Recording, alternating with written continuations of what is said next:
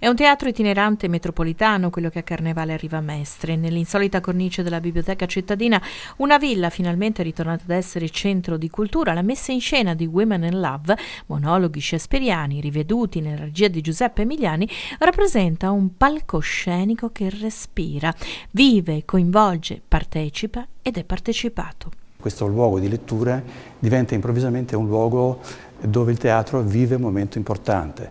Questi monologhi infatti instaurano un rapporto così di vicinanza fisica con il pubblico, sono delle confessioni che alcune donne shakespeariane fanno con il pubblico, per cui queste stanze verranno in qualche modo rese vive e incredibilmente teatrali.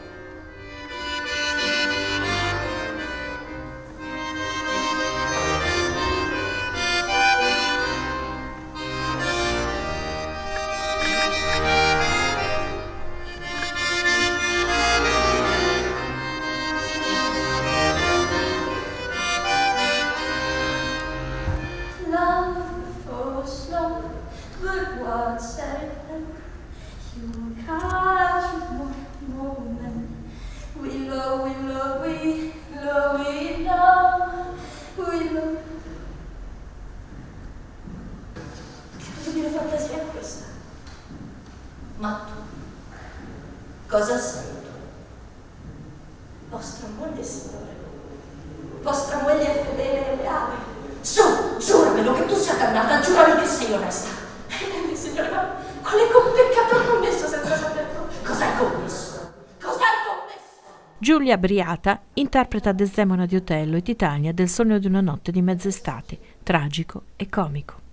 Desdemona è tratta dall'Otello ed è un adolescente molto, molto forte. Ecco, forse il tratto distintivo di questo monologo è che, a differenza di altre rappresentazioni teatrali, questo è un tipo di confessione intima da parte sua, che rivela il suo spirito appunto rivoluzionario e fortemente femminista, anche perché è una ragazza che va contro le regole, che si sposa e ha il coraggio di sposarsi con un uomo che non faceva parte del suo rango e che aveva tutto diverso da lei.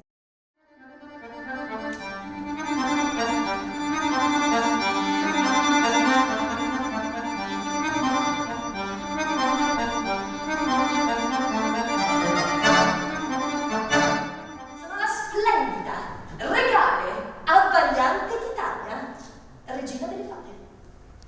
Trascorro la maggior parte del tempo nel bosco incantato insieme con gli elfi e le fate del seguito, che mi trattano con il rispetto che mi compete.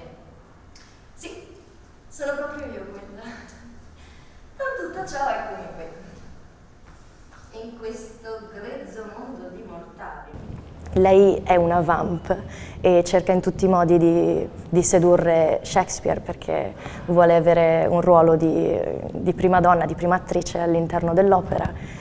È molto sicura di sé, è molto forte, è molto autoironica e a me diverte molto farla, perché essere Titania, perché mi dà modo di divertirmi moltissimo, ecco, in modo diverso ovviamente da Desdemona. Non è certo un uomo indifferente al gentil sesso, lo dico io. Scrive per compiacere la sua regina, Elisabetta, una donna fredda.